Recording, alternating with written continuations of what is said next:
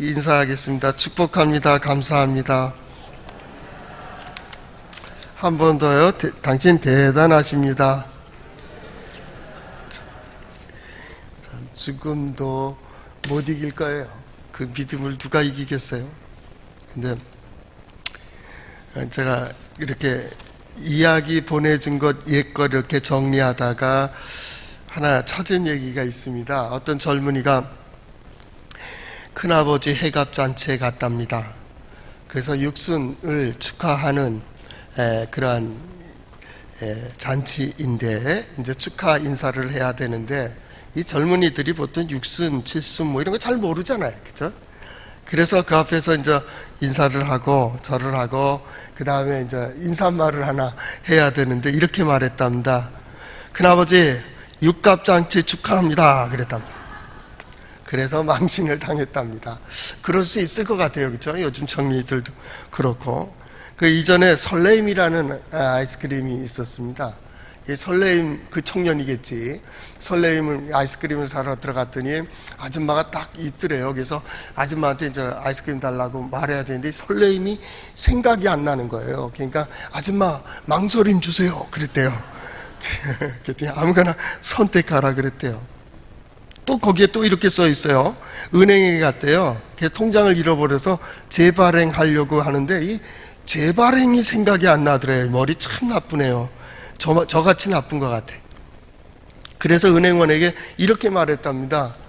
이거 재개발하러 왔습니다. 그랬답니다. 근데 이거 읽으면서 꼭 내 얘기를 누가 써놓은 건가 그렇게 생각이 돼요. 저도 이렇게 그런 거 잘 생각 안 날 때가 있는데 결국 그겁니다. 인간은 완벽하지가 않다 그 얘기입니다. 누구나 연약하고 부족한 존재입니다. 내가 믿음 있는 것 같이 보여도 어느 한순간에 무너지고 내가 이 정도의 사람인가? 그래요.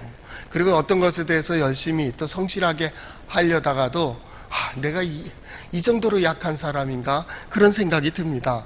이번에 코로나19 그 사태로 인해서 보면서 참 인간 약하다. 나는 대단한 과학인 줄 알았어요.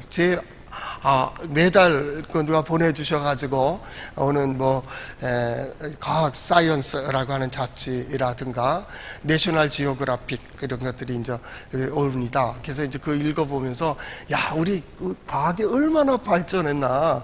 그러니까 이제는 한 10년만 지나면 100세, 120세, 필요한 거 다 부속 갈아버리면 돼. 그럼 그 정도는 충분히 살아. 그렇게 생각을 했어요. 그런데 한순간에 이렇게 되고 그것도 우리를 조롱하던 유럽도 그렇고 이런 일들이 벌어지는 거 보니까 인간은 약하다. 우리가 아는 지식들이 지금 얼마나 초를 얘기하는 초과학, 초지식까지 얘기하는 거 슈퍼 지식입니다. 이 슈퍼 지식뿐만이 아니다. 지금 학사, 석사, 박사 있지만은 박사 이상의 학위를 만들려고 하고 있습니다. 지식이 얼마나 방대해지는 거예요? 그럼에도 불구하고 원인도 모르고 해결점도 모릅니다. 인간은 참 약한 것 같습니다. 인간을 고백하게 되는 거예요. 우리 시스템도 그렇고 우왕좌왕하는 거 보면서 그들 잘못됐다고 얘기할 수 없어요. 우리도 그런 일 당해보면요 이게 빨리 냉철하게 딱 판단이 안 날 때가 있어요. 그건 왜냐하면 눈치 보는 겁니다. 이 사람이 이렇게 하다 보면 이쪽이 혜택을 못 받지 않을까 하는 갈등을 가질 수 있어요. 어떤 위기관리의 능력이 없다 그 말입니다. 그러니까 그 위기관리의 능력의 모든 것들은 하늘로부터 오는 겁니다. 그러니까 지혜와 명철과 용기와 능력과 이 모든 재능은 하늘로부터예요. 결국 하늘로부터예요. 그래서 우리 기도하잖아요. 하나님 은혜를 베풀어 주세요. 하나님 지혜를 주세요. 하나님 능력 주세요. 주세요 하지만은 주시는 적이 없어요. 기대하지 마세요. 하나님께서 지혜를 주면 내가 영원히 지혜자가 되어야 돼요. 하나님이 능력을 주시면 나는 언제든지 능력을 행할 수 있는 능력자가 되어야 돼요. 그런데 능력을 행하시기도 하고 행할 수 있게 되고 어느 한순간엔 굉장히 약해지는 거예요. 그때 깨닫는 거죠. 우리가 하나님께서 지혜를 주시고 능력을 주셔서 지혜자가 되고 능력자가 되고 용감한 자가 되는 게 아니구나. 우리 가운데 역사하고 계시고 내 마음에 함께 하시는 하나님이 역사하실 때 그가 지혜로 역사하실 때 내가 지혜자처럼 보이고, 그가 능력으로 역사하실 때 내가 능력자처럼 보이고 말입니다. 이 시대에 이렇게 힘들고 어려울 때에 하나님께서 우리 가운데 역사하심을 보인다는 것은 하나님의 능력과 지혜를 보여주시는 거예요. 그래서 믿지 않는 사람들로 하여금 저 사람들이 있어서 든든하구나, 그래도 저 사람들은 믿을만하구나, 신앙, 종교의 가장 근본이잖아요. 평화, 인류의 평화, 안정, 그리고 우리가 서로 행복을 느끼는 이것이 추구거든요. 이게 최고의 추구라고요. 이게 어디에 나와 있어요? 하나님의 말씀에 나와 있어요. 우리 한번 따라해 볼까요? 하나님의 말씀인 성경은 나의 신앙이요 나의 고백입니다. 주여 내게 무슨 말씀을 하려 하시나이까? 내게 무슨 말씀을 하시든지 그대로 하리이다. 그래서 믿음의 사람들은 늘 하나님의 말씀을 생각하고 말씀을 듣고 말씀대로 내게 무슨 말씀을 하려 하십니까? 이때 이 어려울 때, 힘들 때 하나님 내게 무엇을 말씀하려 하십니까? 그대로 행하겠다는 거예요. 그래서 이 자리까지 오는 거잖아요. 더 나아가서는 하나님 내게 무엇을 보여주시려고 하십니까? 이 얘기거든요. 신앙 고백의 최고의 봉은 우리 가을에 이걸 다루게 될 텐데, 하나님 내게 무엇을 보여주려 하시나이까? 이 일을 통하여, 이 사건을 통하여 우리의 가족과 자녀들, 남편과 아내, 우리의 부모, 되어지는 일들을 통해서 하나님 내게 무엇을 보여주시려고 하는데요? 이게 신앙이에요. 우리 스스로는 아무것도 아니라는 거예요. 그래서 하나님을 향하여 입을 벌리고 하나님을 향하여 고백하는, 우리는 계속해서 시편 119편을 봅니다. 천지가 개벽하더라도 계속 시편 119편 끝날 때까지 아마 성경 본문은 계속되어질 거예요. 끝나야 다음 본문으로 넘어가게 되겠죠. 변함없는 거예요. 환경과 상황이 우리를 변화시킬 수는 없어요. 우리의 마음이 변하지 아니하고, 우리가 우리의 마음이나 생각이나 삶이나 인생이나 어떤 생활의 선택에 있어서 무엇 때문에가 아니고 나는 그러기 때문에 이렇게 사는 거예요. 그래서 복이 있는 자는 시편 1편에도 나오고요, 마태복음 5장 3절에서부터도 나옵니다. 마카리오, 복된 자는, 히브리어에서는 아스레이, 이렇게 합니다. 아스레이, 복이 있는 자는 악인의 꾀를 따르지 아니하며 죄인의 길에 서지 아니하며 오만한 자의 자리에 앉지 아니하고, 이럽니다. 마태복음에서는 예수 그리스도의 복음의 복이 뭡니까? 심령이 가난한 자가 복이 있다, 애통하는 자가 복이 있다, 긍휼히 여긴 자가 복이 있다, 평화를 위하여 수고하는 자들이 복이 있다, 의를 위하여 핍박받는 자들이 복이 있다 라고 얘기합니다. 그러니까 너희 겸손해라, 마음을 긍휼히 여겨라, 부드럽게 가져라, 죄인의 길에 서지 마라, 악인의 꾀를 따르지 마라, 오만한 자와 함께 음식을 나누지 마라 라고 하는 게 아니에요. 그래서 복된 자가 되는 게 아닙니다. 이 율법 좋은 겁니다. 율법주의가 문제입니다. 그렇게 하면 이렇게 될 줄로 생각하는 거예요. 이게 인본주의거든요. 이게 합리주의입니다. 많이 가르치면 똑똑해지고, 똑똑해지면 지혜로운 줄 알았어요. 근데 많이 배웠다고 지혜로워요? 그럼 석박사들이 다 지혜로워야 되잖아요. 어떤 의미에서 보면 석박사들이 더 어리석어요. 그거밖에 모른다고. 그걸로 세상을 보고 있잖아요. 그러나 그것이 도구화될 때에는 큰 힘이 되는 거죠. 그걸 했기 때문에 이게 되는 게 아니에요. 바로 하나님의 백성이기 때문에, 하나님이 내 안에 계시고 내 천국이 내 삶 속에 있기에 하나님 앞에 선자로 늘 가난한 마음을 가져. 하나님이 나를 도와주셔야지. 하나님께서 내 안에 역사하시고 나의 마음을 붙드시기에 누군가를 향하여 분노해야 될 그때에도 그가 불쌍히 보여요. 하나님께서 내 안에 역사하고 계시고 내게 지혜로 깨닫게 해주심으로 악인의 꾀를 저건 아니야, 저게 비록 나에게 유익이 되는 것 같고 이득이 되는 것 같고 이걸로 뭔가 출세할 것 같아도 아니요. 우리는 그럴 수 있어요. 어찌 그럴 수 있어요? 하나님께서 내 안에 역사하고 계시기 때문에 그래요. 그 역사하심으로 시편 119편 129절 그 마음으로 봐야 되는 겁니다. 그 마음으로 하나님의 역사 거기서부터 보아야 됩니다. 시편 119편 129절 이렇게 되어 있습니다. 주의 증거들은 놀라움으로 내 영혼이 이를 지키나이다. 내가 이걸 지키기 위해서 지키는 것이 아니고 하나님의 역사가 보여져요. 하나님의 능력이 보여져요. 하나님께서 들려주세요. 나도 왜 이런지 몰라. 내가 왜 이렇게 사는지 몰라요. 내가 왜 이 자리에 오르는지 몰라요. 나에게 그렇게 보여주셨어요. 그렇게 깨닫게 해주셨어요. 이 길만이 나의 살 길이라고. 이것만이 나의 신앙이 된다고. 이것이 나의 믿음이 되고 하나님께서 내게 눈으로 보여주시고 들려주시고 깨닫게 해주심으로 이 자리까지 인도하시는 거예요. 그 볼 때 눈이 번쩍 뜨이는 거예요. 놀라움으로 신앙, 그 신앙의 그 첫 번째 사건은 하나님의 찾아오신 역사입니다. 그래서 경이롭다 그랬죠. 경이, 신비롭다. 신비. 지난주에 신비는 얘기했습니다. 신비. 거기에 경외, 하나님이 두려운 거예요. 무서운 게 아니에요. 하나님이 두려워요. 하나님의 능력을 보며 지혜를 보며 하나님이 놀라워요.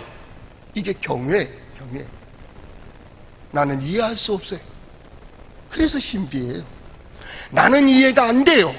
그러나 그 역사가 이루어지고 있어요.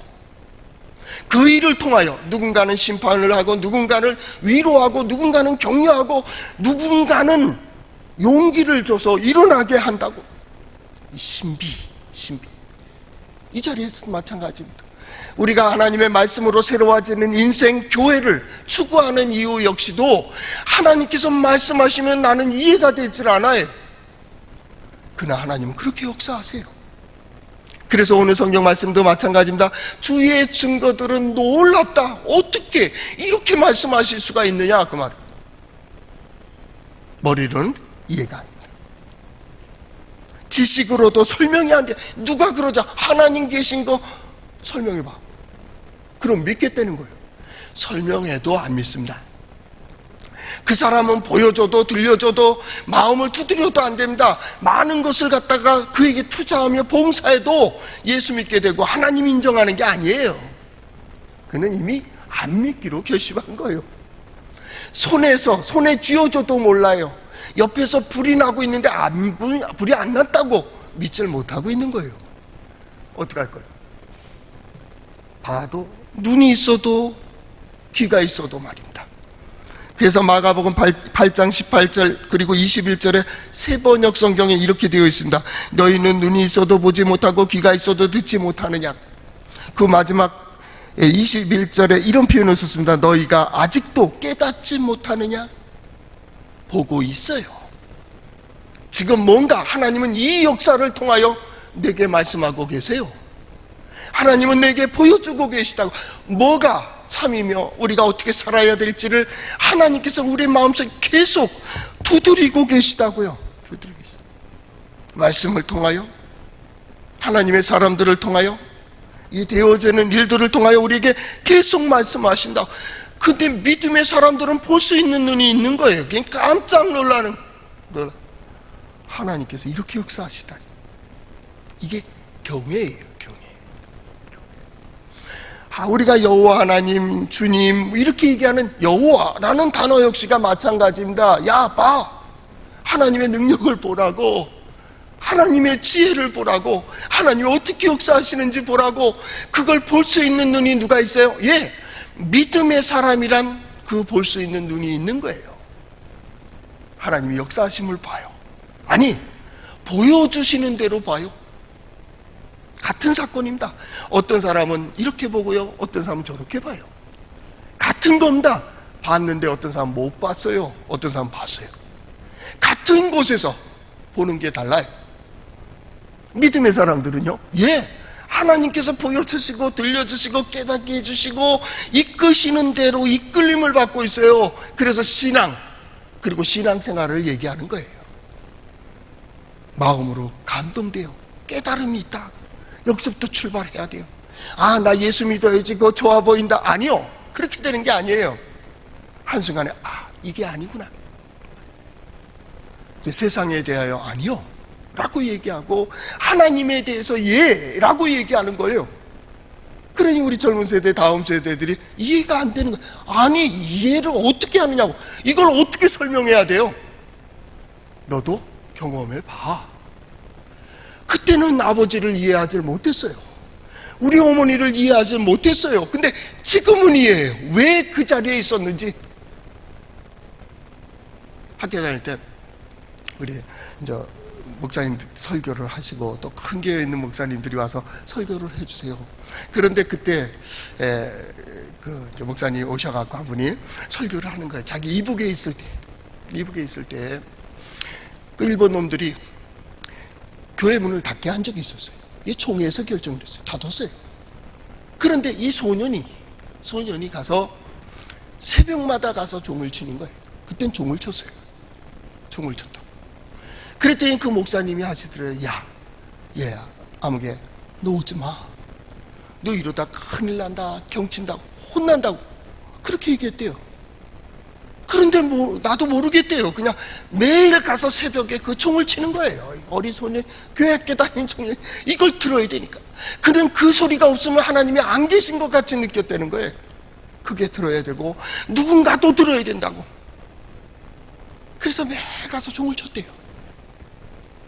시간이 지나갔고 지금 생각해 보니까 그때 하나님께서 그 마음, 어린 소년의 마음을 감찰하신 하나님께서 그를 목사로, 네 마음 맞다, 목사로.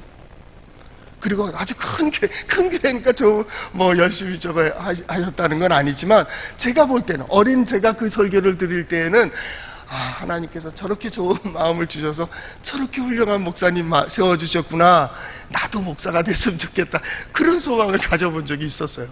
그런 거예요. 하나님께서 그걸 보여주는 거예요. 그 마음을 누가 그 마음을 말릴 수가 있겠어요? 그래서 교회가 세워지고, 그래서 사역자들이 세워지고, 거기에 믿음이, 지혜가, 깨달음. 그래서 시편 119편 30절에서부터 35절까지 이건 깨달음은 내가 하는 게 아니에요. 배웠다고, 열심히 했다고, 고행을 했다고, 수고했다고, 아니요. 세상의 종교는 사람이 찾아가요. 그럴싸하게 사람이 만들어요. 그러나 우린 그런 종교가 아니에요. 찾아오시는 하나님, 역사하시는 하나님, 그 하나님에 대한 간절한 신앙이 뭐예요? 조금 더 보고 싶고, 조금 더 듣고 싶고, 조금 더 하나님과 가까워지기 위한 신앙, 그 자체의 세 대상이 있다. 하나는 물론 절대적인 하나님이다. 하나님이 함께 하시고, 하나님이 역사하시고, 하나님께서 인도해 주시기를 위한 간절함이 신앙. 두 번째, 성전이다. 하나님 앞에 세상에 나아갈 때 첫 번째 고백할 수 있는 예배, 제사, 제단. 꼭 건물의 교회를 얘기하는 게 아닙니다. 건물의 성전을 얘기하는 게 아니라 하나님을 섬기는 자의 모습을 예배. 레위기에 나오잖아요. 하나님께 제사하는. 제사장들은 그걸 알았어요. 어떻게 하나님을 섬기며 어떻게 예배하는지를 알아요. 이게 제사장이에요. 성전이 없을 때 성막에서 드리고, 성막이 없었을 때 광야에서 어떻게 하나님께 나가야 되는지를 알아요. 이때 이 상황 속에서는 어떻게, 무엇을 고백해야 되는지를 제사장이 알아요. 그래서 하나님께 나가는 거예요. 백성을 대표해서 하나님께 나가요. 그리고 하나님께 그 고백을 드려요. 하나님, 우리는 이런 마음으로 여기에 왔습니다. 하나님의 자비와 긍휼을 원해요. 그래서 유대인의 7월 10일 대속죄일날 하나님 앞에 대속죄 예배를 드려요. 수송아리를 잡고 그때 하나님 앞에 제사를 지내는 거예요. 그리고 제사장은 나와서 백성들에게 샬롬 선포하는 거예요. 너희에게 평안이 일지어다. 그들은 그 소리를 듣고 축제를 벌린다. 한 주간 동안 페스티벌이 열리는 거예요. 그동안 재물을 가져온 거, 하나님께 바쳤던 것들을 가지고 나누어 먹습니다. 내 속죄입니다. 하나님의 평강입니다. 우리 주님도 마찬가지입니다. 그 십자가에 죽으시고 부활하신 후에 제자들에게 나타나셔서 첫 번째 하시는 말씀이 뭡니까? 너희에게 평안이 있을지어다. 평안을 선포합니다. 하나님의 역사, 성전입니다. 성전, 오늘날의 교회입니다. 예, 하나님께 예배하는 겁니다. 내가 세상에 나갈 수 있는 첫 번째, 말할 수 있는 첫 번째는 하나님입니다. 말을 배운다고 한다면, 지식을 배운다면 하나님의 말씀입니다. 행동해야 된다면 하나님께 대한 신앙 고백입니다. 이것이 최고, 그것이 절대적인, 이건 타협이 없습니다. 타협할 수가 없습니다. 이거 왜 그러는데 세상은 이해하지 못합니다. 믿음의 사람은 안다. 내가 아버지가 되고 나니까, 내가 부모가 되고 나니까, 내가 어머니가 되고 나니까, 내가 성장해 보니까 그때 아버지가 이렇게 앉아 계신 이유는 그런 거였구나. 그런 거였구나. 어머니가 이런 마음으로 이런 마음으로 얘기했구나. 그래서 어머니들 자녀들 딸내미가 말 안 들으면 뭐라 그래요? 대체로 엄마는 딸하고 같은 동생이랑 부딪힐 때가 많은데, 너도 너 같은 자식 낳아봐라. 그래. 그 복된 겁니다. 그 얘기 정도까지 할 정도면 그만큼 사랑하고 있는 겁니다. 아주 복된 겁니다. 그런 거예요. 되어보니까 알겠어요. 되어보니까 달라요.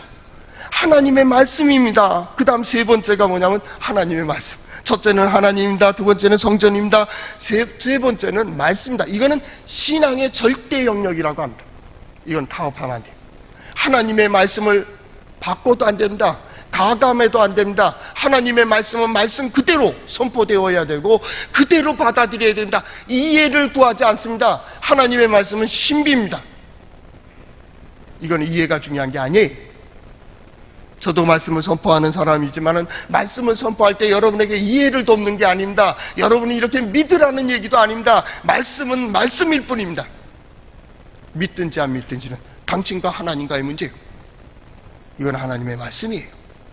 그러므로 하나님과 성전과 또한 말씀은 타협돼서는 안 된다. 절대적인 겁니다. 우리가 죽는 날까지, 우리 특별새벽 기도하잖아요. 기도할 때 그런 기도를 합니다. 하나님, 토요일날 기도 보통 대체로 그런데, 이렇게 나올 수 있게 해주셔서 감사합니다. 맑은 정신 주셔서 감사합니다. 한 주간의 끝날 주 앞에 이렇게 찬양하고 기도하며 하루를 시작해 주심을 감사합니다. 우리가 사는 날, 그 마지막 그날까지도 하나님 저희들에게 건강을 주시고 맑은 정신을 주시고 믿음의 믿음을 주셔서 건강한 몸으로 새벽 기도나 첫 시간을 하나님께 드리며 하나님께 예배할 수 있게 해달라고, 이런 복이 성도들에게 있기를 바랍니다. 그 모든 순간, 그 마지막까지 우리가 해야 될 일은 이거예요. 여기에 우리의 정체성이 있고요, 여기에 자부심이 있고, 나는 하나님, 교회 예배, 그리고 또한 말씀, 이것 때문에 사는 자요.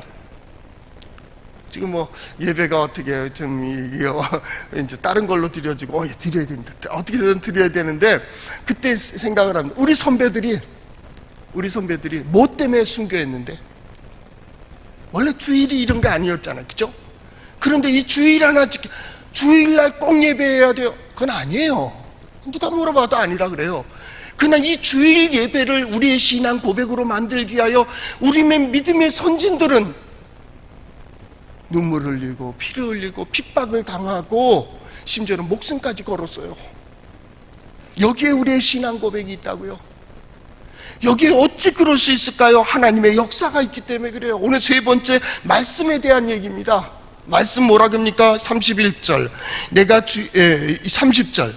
130절입니다. 주의 말씀을 열면 빛이 비추어 우둔한 사람을 깨닫게 하나이다. 말씀을 여는 순간 지혜가 되는 거예요.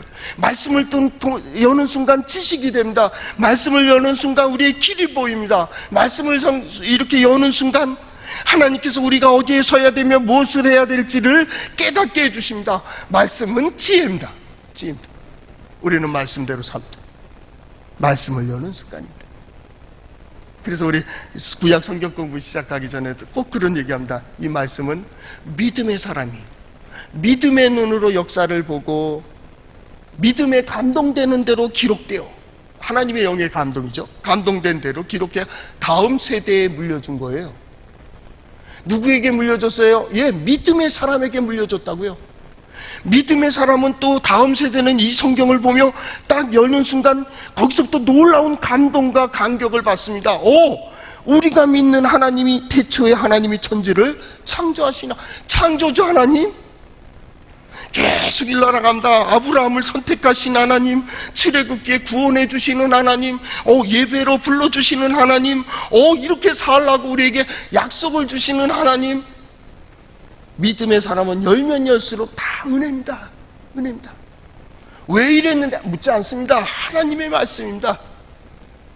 이것을 여는 순간 빛이 비춰집니다. 소망이 생깁니다. 위로가 됩니다.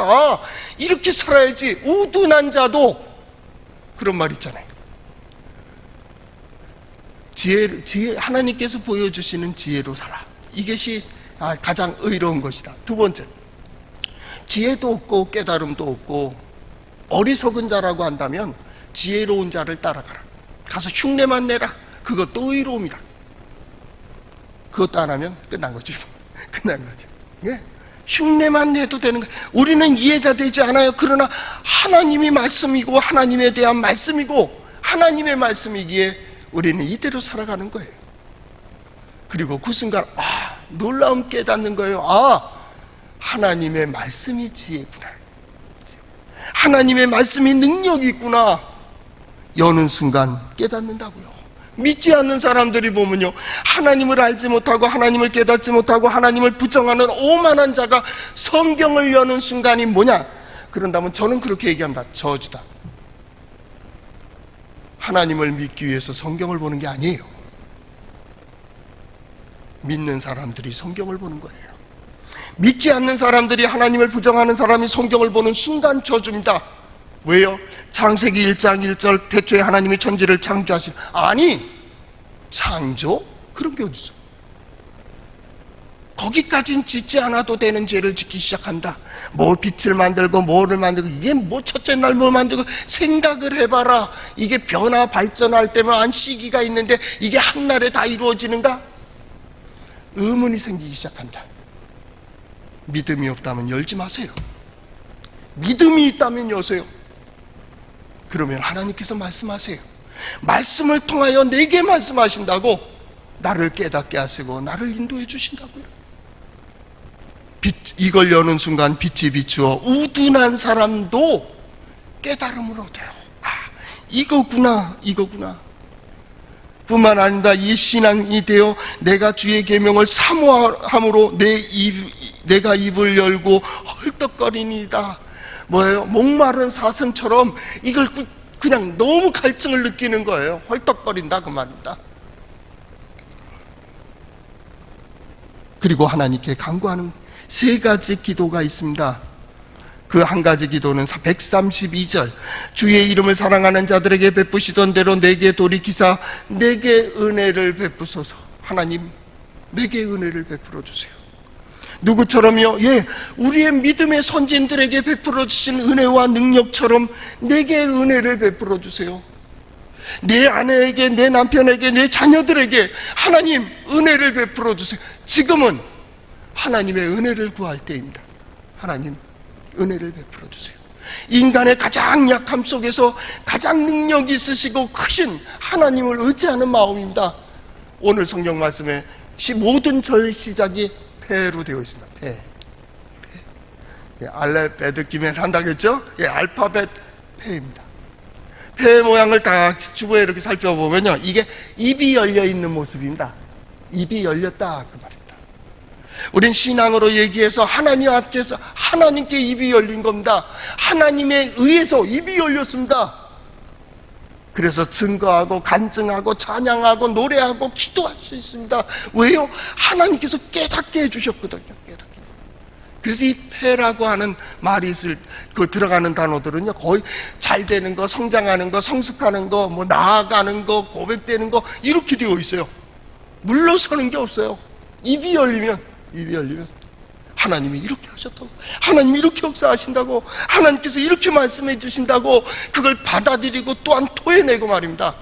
고백하고 저지 하나님의 은혜를 구합니다. 하나님, 내게 은혜를 베풀어 주세요. 또 134절에는 이렇게 말하고 있습니다. 거기에 134절, 사람의 박해에서 나를 구원하소서. 그리하시면 내가 주의 법도를 지키리이다. 나를 구원해 주세요. 사람의 어떤 것에서요, 박해로부터, 사람뿐입니까? 여러 가지 환난과 어려움 가운데 우리는 하나님 앞에 고개 숙인 자는 두 번째 기도입니다. 하나님, 나를 구원해 주세요. 나로 무엇인가 말할 수 있도록 구원을 베풀어 주세요. 내가 누군가에게 증거할 수 있도록 하나님 구원을 베풀어 주세요. 1년의 전염병이라든지 때로는 환난이든지 인생의 무거운 짐을 지고 있는 우리 성도들이 있다면 이 기도를 드리세요. 하나님, 나로 이 모든 것 이길 수 있도록 나를 구원해 주세요. 구원해 주세요. 우리는 누굽니까? 구원의 길을 가는 사람들입니다. 매 순간 하나님의 역사 아니면 살아갈 수 없는, 그리하시면 내가 주의 법도를 지키리이다. 주의 법도를 지키기 때문에 이걸 해주는 게 아니라 하나님께서 이렇게 해주시면 내가 이렇게 할 수 있다는 거예요. 우리의 모든 신앙의 중심은 하나님께 있는 거예요. 하나님, 도와주세요. 우리 서두 얘기했잖아요. 약하다고, 우리도 부족하다고. 저 사람만 약한 게 아니에요. 그러니까 예수 믿는 사람은 눈이 달라요. 실수하는 사람, 잘못한 사람, 뭐하는 사람을 보며 아이고 그것도 못해가 아니고 그 모습을 보며 나도 그랬다고, 나도. 그래서 하나님의 도우심을 구하고 하나님의 능력과 지혜를 구하잖아요. 마찬가지로 하나님께서 나를 도와주신과 같이 그를 긍휼히 여기며 그를 구원의 길로 인도하는 거, 이게 믿음의 사람이요. 마지막으로 세 번째 기도는 나를 가르치소서. 135절입니다. 135절, 주의 얼굴을 주의 종에 비추시고 주의 율례로 나를 가르치소서. 막대기와 지팡이입니다. 목자들이 여호와는 나의 목자시니 내게 부족함이 없으시로다. 그때 주의 지팡이와 막대기가 나를 안위하시나이다 이럽니다. 이끌어가는 겁니다. 계속 훈련되는 겁니다. 이 지팡이와 막대기가 없다면 우리는 삐쳐나가기가 쉽습니다. 언제든지라니까요. 하나님 믿음 주셔서 믿음의 사람이 아닙니다. 우리가 능력 주셔서 우리가 능력자가 되는 게 아닙니다. 하나님께 지혜를 주셨기 때문에 지혜자가 되는 게 아니라니까요. 믿음은 매 순간 하나님이 지혜로 역사하시고 하나님이 능력으로 역사하시고 은혜로 역사하시기 때문에 가능합니다. 그래서 믿음의 사람들은 늘 하나님 앞에 고개 숙이는 자입니다. 하나님을 섬기는 법을 배우는 겁니다. 이럴 때는 이렇게, 저럴 때는 저러한 모습으로 하나님 앞에 신앙 고백하는 겁니다. 하나님 도와주세요. 그때마다 역사하시는 겁니다. 그때마다 인도하시고 그때마다 보호하시고. 그래서 매 순간 항상 기도하라. 그 얘기가 겁니다. 하나님께서 함께 해주시지 않으면 나는 아무것도 아닙니다. 하나님께서 보호해 주시기를, 지금은 그 기도를 드릴 때입니다. 하나님이여, 은혜를 베풀어 주세요. 하나님, 우리를 구원하여 주세요. 하나님, 이 시대의 이 일들을 보며 나를 가르쳐 주세요. 내가 깨달아야 될 것을 진정 깨달을 수 있기를. 이 믿음으로 나가 여러분들이 먼저 회복되고, 여러분 만나는 가족들이 회복되고, 가정이 회복되고, 자녀손들이 회복되고 말입니다. 그래서 믿지 않는 사람들도 우리가 저렇게 살아야 되겠구나. 좋은 일은 흉내만 내도 좋은 거예요. 교회 오지 않더라도 예수 믿는 자의 모습처럼 살아서 어디 가든지 복음의 원리가, 하나님의 말씀의 원리가 개인, 가정, 사회, 민족 모두를 구원하는 역사가 함께 하시기를 바랍니다. 기도하겠습니다.